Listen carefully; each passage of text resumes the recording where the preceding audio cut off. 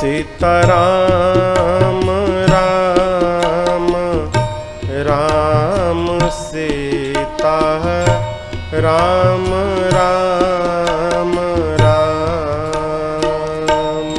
सीताराम राम राम सीताराम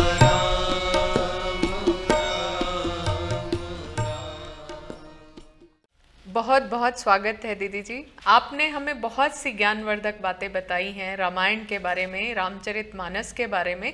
आज फिर से हम अपनी परिचर्चा को वहीं से शुरू करते हैं कि रामचरितमानस में कितने अध्याय हैं, वाल्मीकि रामायण में कितने अध्याय हैं, और आपने ये भी कहा कि उसमें बहुत से प्रसंग झूठे हैं। तो क्या आप हमें प्रमाण सहित बताएंगी कि कौन से प्रसंग झूठे हैं?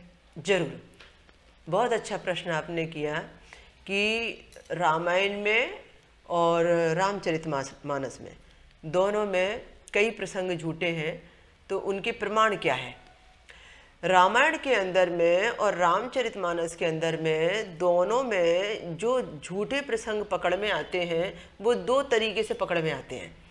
पहले तो ये, जब हमारे पास में 6 अध्यायों वाली 6 कांड वाली जो वाल्मीकि कृत रामायण है वो उपलब्ध होती है, तो हम ये देखते हैं कि वाल्मीकि ने जो 6 कांड लिखे, जिसमें आखिरी कांड युद्ध कांड था, वहाँ पर उन्होंने मैंने जो श्लोक इकट्ठे किए हैं 6वें कांड से, युद्ध कांड से, मूल वाल्मीकि रामायण से जो मैंने श्लोक इकट्ठे किए हैं, उसमें मैं लोगों को ये प्रमाण देने जा रही हूँ कि स्पष्ट लिखा हुआ है वाल्मीकि ने कि ये रामायण यहाँ पर पूरी हो जाती है। और लिखा है उन्होंने कि इस रामायण के पूरे 6 अध्यायों को, जिसके अंतर्गत 500 श्लोक आते हैं, पढ़ने से और इसका चिंतन मनन करने से, इसको जीवन में उतारने से वह व्यक्ति प्रभु का प्यारा होता है। परमात्मा के बताए मार्ग पर चलने से वह व्यक्ति लोकप्रिय होता है और उसका मनुष्य जीवन सफल हो जाता है। ऐसे कई आशीर्वाद वचन उन्होंने युद्ध कांड के आखिरी में व्यक्त किए हैं, जिसमें कम से कम 11 श्लोक ऐसे हैं जिसमें एंडिंग के समय में हम लिखा करते हैं। जब कोई चीज़ हमारी समापन होने लगती है तो समापन में हम कैसा आभार व्यक्त करते हैं, कैसी सारी चीज़ों का निचोड़ बताते हैं, कैसे लिखते हैं कि ये पढ़ने से ऐसा होगा, इसकी रचना इसलिए की गई, इसका उद्देश्य ये था, ये मनुष्य जीवन को कैसे सफल बनाएगा, इसकी कृति का कितना लाभ होगा। ये सारा जब जो लिखा उन्होंने, ये आखिरी के अध्याय में लिखा, जहाँ पर लिखा यहाँ पर ये ग्रंथ खत्म होता है। अब इसके बाद अब दूसरी डुप्लीकेट हम वाल्मीकि रामायण की बात करें। अब लोगों को तो सिर्फ एक ही बात मालूम है कि गीता प्रेस गोरखपुर जितना सच्चा, जितना अच्छा और जितना आध्यात्मिक प्रकाशन है, उसकी टक्कर कोई नहीं कर सकता। तो अब लोगों को ये होता है कि हमें वहाँ से सबसे अच्छी चीज़ मिलेगी। अब वहाँ पर जाने से पता चला कि उनके पास में भी अब वो वाल्मीकि रामायण आ गई है जिसमें 7वां अध्याय जुड़ गया। युद्ध कांड के बाद एक लव कुश कांड जुड़ गया, वो बन गया 7वां कांड। अब वो 7वां कांड जो बन गया वो किसने बनाया? संस्कृत के जानकारों ने। किसने बनाया? पोप पंडितों ने। किसने बनाया? उन लोगों ने जो समाज में फैली हुई विडंबनाओं को, फैली हुई बकवास को, फैली हुई गलत मान्यताओं को वो लवकुश कांड के बहाने में उसमें जोड़ना चाहते थे, थोपना चाहते थे। नाम वाल्मीकि का रहेगा, मान्यता पर ठप्पा लगेगा। यदि वाल्मीकि को अलग कर देंगे, हमारा नाम डाल देंगे, लोग हमें धर पकड़ेंगे, ये तुमने किया है, गलत किया है, हमारे धर्म ग्रंथों में ऐसा कांड क्यों जोड़ा। तो उनको अपने आप को बचाना था और वाल्मीकि के सहारे सीढ़ी बना के चढ़ना था और 6वें अध्याय की जगह 7वां अध्याय जोड़ना था। तो उन्होंने जो 7वां अध्याय है वो रामायण से और प्लस करके वाल्मीकि रामायण को बिगाड़ दिया। कई जगह है 6 कांड की मिलती है आज भी बड़े बड़े क्षेत्रों में, संग्रहालयों में, ऋषियों के पास, पर उन्होंने कॉमन जो प्रचलन में आई उसमें 7वां अध्याय जोड़ दिया। अब आए यहाँ पर जो रामचरितमानस के रचयिता है तुलसीदास जी। अब तुलसीदास जी ने और कमाल दिखा दिया। इन्होंने जो 7वां अध्याय जोड़ा था उसमें नमक मिर्च लगा के, जैसे हमने 111 सर्ग जोड़े 7वें अध्याय में, किसमें, इसमें जोड़े वाल्मीकि रामायण में, जैसे 111, जैसे आप मालूम है 101, 111, आपका 21, ये सब जो है ये सब पुण्य के नंबर है। उन्होंने सोचा धर्म के नंबर के अनुसार 111 सर्ग डाल दीजिए। अब उन्होंने डाल दिया उसमें। अब इन्होंने क्या किया, रामचरितमानस लिखने के समय में उसमें कहानियों को और उजागर करके, उसमें नमक मिर्च तड़का डाल के उन्होंने उस समय जो चल रहा था वातावरण में, जो विडंबनाएं थी, जो नारियों के साथ लोग कर रहे थे, जो भी गलत मान्यताएं चल रही थी, फैल रही थी, उनको प्रकाशित करते हुए और बता दिया कि मेरे समय में, जिस सदी में मैंने ये रामचरितमानस लिखी, उस समय देखो ये ऐसा सब चल रहा था। प्रभावित थे वो समय से। आज के समय में आप यदि ऐसा बोलेंगे जादू मंत्र जैसा, लोग स्वीकार नहीं करेंगे। तो इस तरह से ये एक कांड बढ़ा जिसका नाम लवकुश कांड रखा गया, और लवकुश कांड की कथा को वहाँ से जोड़ दिया गया जब सीता जी को बाहर निकाला राम ने, ऐसा प्रचलन में कहा इस 7वें कांड में। 6वां कांड नहीं, 6वां कांड तो वाल्मीकि ने जो लिखा, कथा वहीं खत्म हो गई कि भगवान राम का रास्ते लख हो गया। कथा वहीं हो गई खत्म कि सीता का उन्होंने लोगों की मान्यताओं को ध्यान में रखते हुए और मर्यादा पुरुषोत्तम होने की बात को उजागर करते हुए अग्नि परीक्षा ले ली, और उसके बाद में हाथ पकड़ के अपने साथ अयोध्या लाए, सिंहासन पर विराजमान किया। पति पत्नी दोनों आराम से बैठकर राम राज्य की अपनी देख रेख रचना कर रहे थे। बात यहाँ पर राम राज का राज्य तिलक हो गया, राजा बन गए, और उसके बाद में वाल्मीकि रामायण हो गई दी एंड, अयोध्या कांड खत्म। अब उसके बाद में जो जितनी भी कहानी है, उन कहानियों का कोई सिर पैर नहीं है। जितनी भी कहानी है वो जैसे परियों की कहानी सुनाते हैं हम बच्चों को, जैसे हम अपने मनगढ़ंत किस्से कहानियाँ बना लेते हैं, उन पर सीरियल और पिक्चरें बन जाती हैं। बस यही राइटर का कमाल है और कुछ नहीं है। तो ये तो बहुत ही आपने मुझे समझिए कि मेरे ज्ञान चक्षु खोले, पर एक और बात पे मुझे स्पष्टीकरण दीजिए, क्या लक्ष्मण रेखा का प्रसंग भी झूठा है? बहुत सुंदर प्रश्न किया आपने। हाँ, ये तो आपने प्रश्न किया है रामायण के अंदर से। रामायण में अंदर में और रामचरितमानस में अंदर में भी कितना फर्क है, ये भी मिलावट है। रामायण में वाल्मीकि जी ने ऐसा कहीं जिक्र नहीं किया कि जब सीता जी ने लक्ष्मण से कहा कि तुम्हारे भाई तुम्हें बुला रहे हैं, तुम जाइए और जाके उनकी रक्षा कीजिए, उन्होंने हाँ लक्ष्मण बोला है, तो उस समय लक्ष्मण जो है वो लक्ष्मण रेखा खींचकर जाते हैं कि तुम यहाँ से बाहर नहीं निकलना, यहाँ पर जीव जंतु और दूसरे व्यक्ति राक्षस घूमते हैं, वो लक्ष्मण रेखा के अंदर आ नहीं सकते और तुम भी बाहर नहीं जाना। ऐसा कहते हैं कि लक्ष्मण ने लक्ष्मण रेखा खींची और सीता से कहा कि तुम यहाँ अंदर ही रहना, और वो चले गए। अब ये जो प्रसंग है, ये प्रसंग आधा बनावटी है। रामायण में ऐसा जिक्र ही नहीं आता कि लक्ष्मण ने लक्ष्मण रेखा खींची थी और सीता से कहा था कि तुम इससे बाहर नहीं निकलना। कितने मौके ऐसे जंगल में वास करते समय आए जब सीता को अकेला रहना पड़ा, रसोई बनाने के लिए अकेला, नहाने धोने के लिए जाना पड़ा, अकेला उनको वन में यहाँ वहाँ सारी सेवाएं और सारे धर्म के जो मर्यादा के पक्ष हैं कर्म निभाने के लिए रहना पड़ा। क्या हर जगह लक्ष्मण रेखा चलती थी? नहीं होती थी ना। और वो खुद ही जगदम्बा है। यहाँ लक्ष्मण भी यह जानते हैं कि जो पुकारा गया है वो गलत है, और राम भी ये जानते हैं कि ये स्वर्ण जो मृग है वो नकली है। और जो सीता इतना सारा वैभव छोड़कर वन में चल दी अपने पति के साथ, जिसे कोई लोभ नहीं, मोह नहीं, जिसको कोई धन दौलत से कोई इंटरेस्ट ही नहीं, और वो स्वर्ण मृग के लिए कहेंगी कि सोने का मृग है और मुझे चाहिए और मुझे लाके दीजिए। ऐसे कितने सोने के मृग उनकी जिंदगी में बन सकते थे। वो तो महारानी थी, पटरानी थी अयोध्या की, और जाने के बाद कितने स्वर्ण मृग बना लेंगी। नहीं, वो तो लोभ मोह का कोई अर्थ ही नहीं था, वो तो प्रश्न ही नहीं था कि स्वर्ण मृग मुझे चाहिए।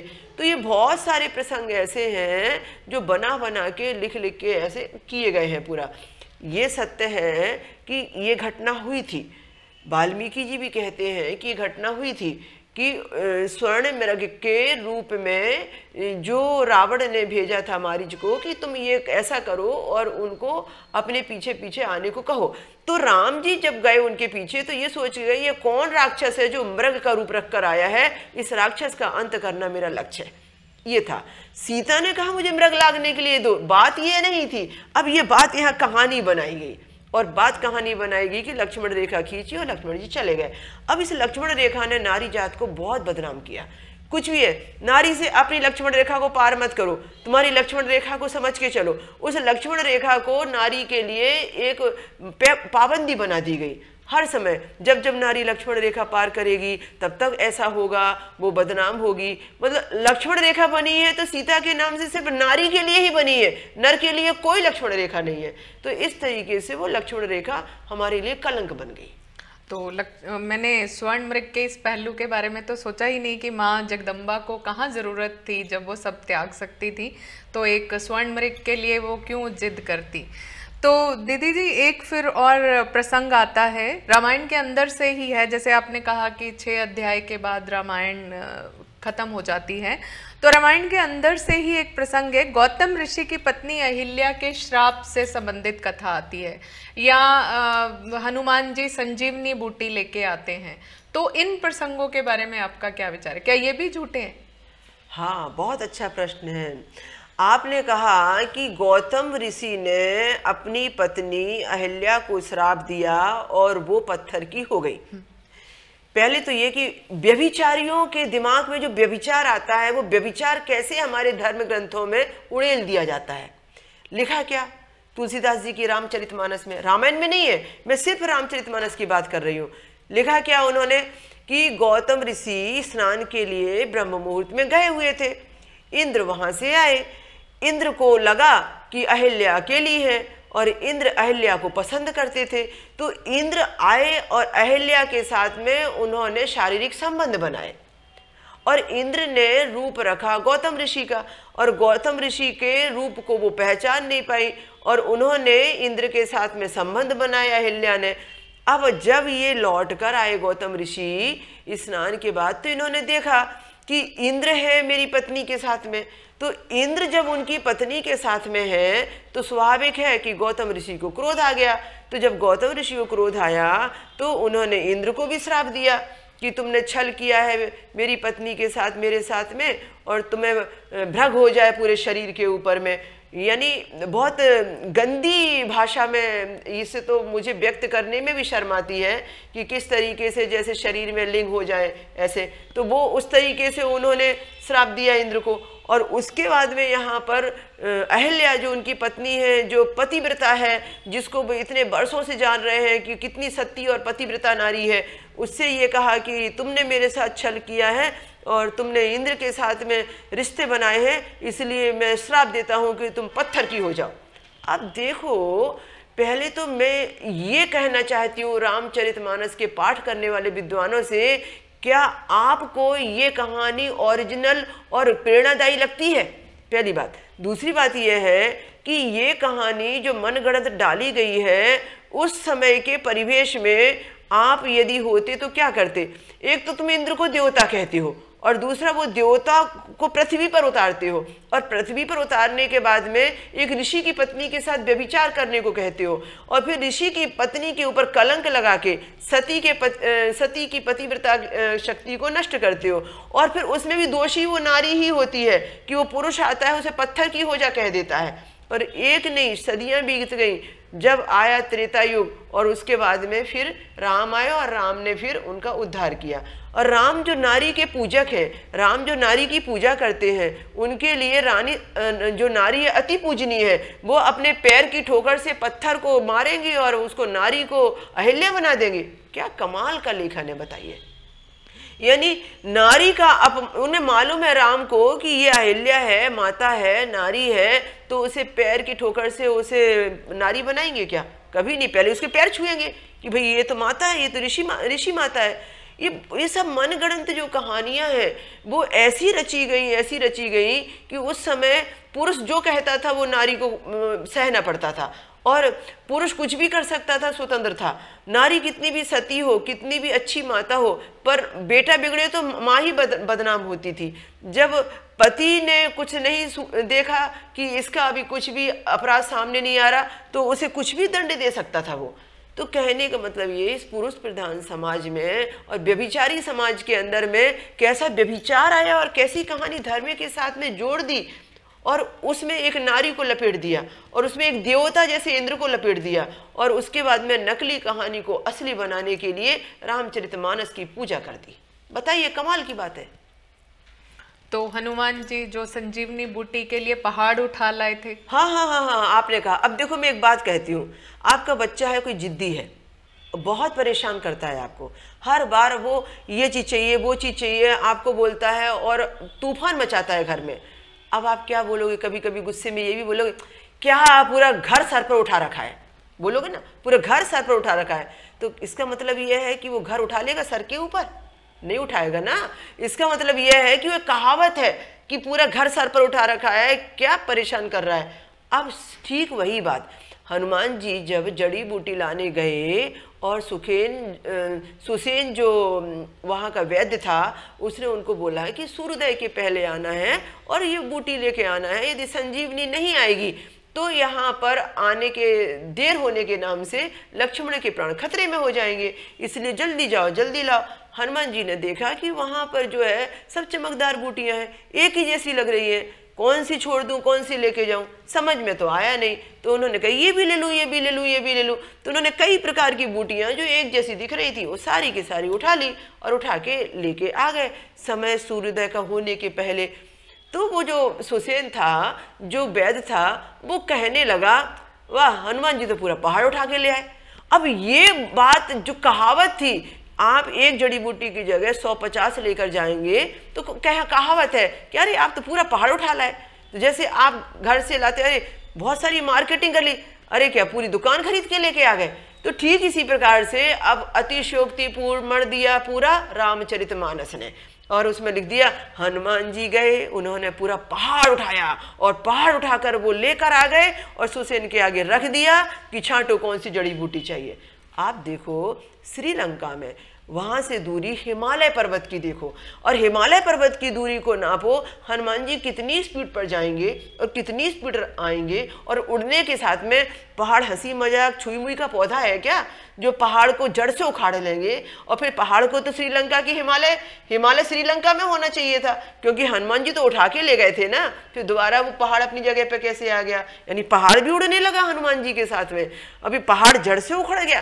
क्या आश्चर्यजनक बातें हैं, और क्या मिलावट। राम ने ये नहीं सोचा कि हम जो कह रहे हैं इस पे लोग हंसेंगे कि इसे मानेंगे, कि मुझे विद्वान समझेंगे, कि मेरी पूजा करेंगे।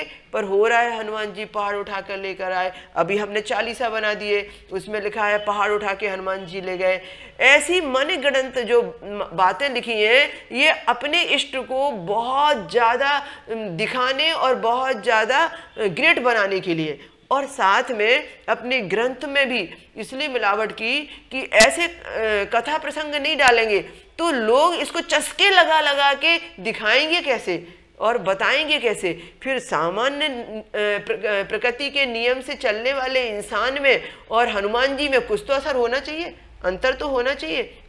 जो भी कथा कहानी प्रकृति के विरुद्ध है, जो भी कथा कहानी वेदों के विरुद्ध है, प्रकृति के नियमों का उल्लंघन करती है, वेद कभी प्रकृति के नियम का उल्लंघन इस सृष्टि को करने नहीं देंगे। यदि वनस्पति है तो वनस्पति से वनस्पति ही पैदा होगी, व्यक्ति है तो व्यक्ति से व्यक्ति ही पैदा होगा, ये डीएनए बदलता नहीं। यदि आप कहेंगे कि गाय को आपने फल खिला दिया और फल वो था जिसमें कि गर्भधारण किसी महिला को होना था, और गाय को जो बच्चा हुआ वो पुत्र हो गया, बताइए। तो ये प्रकृति के नियमों के विरुद्ध है ना सारा। तो सेम यही बात है हनुमान जी को लेकर, अहिल्या को लेकर, कि आप गुस्से में आ जाओ और आप कभी भी मुझे बोलो जा पत्थर की हो जा, और हम पत्थर के हो जाएंगे। ये प्रकृति के नियम के विरुद्ध है ना। ये पत्थर का होना या जड़ होना या चेतन होना, ये तुम्हारे और हमारे हाथ में नहीं है। ऐसे श्राप और ऐसे आशीर्वाद लगने लगते तो कलयुग में ऋषि संत होते ही नहीं थे फिर। बहुत बहुत धन्यवाद दीदी जी, आपने बहुत ही वैज्ञानिक तरीके से विश्लेषण करके बताया कि देश काल की सामाजिक और राजनीतिक परिस्थितियों को देखते हुए लोगों ने धर्म ग्रंथों में मिलावट की और हमें इसको समझना होगा वैज्ञानिक दृष्टिकोण से, तभी हम सच्चे मार्ग पर चल पाएंगे। तो इसी परिचर्चा को हम फिर आगे बढ़ाएंगे ताकि हमारे दर्शक इन सब चीज़ों का लाभ उठा सकें और सही मायने में विश्लेषण कर सकें कि हमें किस धर्म ग्रंथ का और कितना मनन करना है, किन बातों को हमें वैज्ञानिक दृष्टिकोण से देखना है। बहुत बहुत धन्यवाद। जय श्री राम।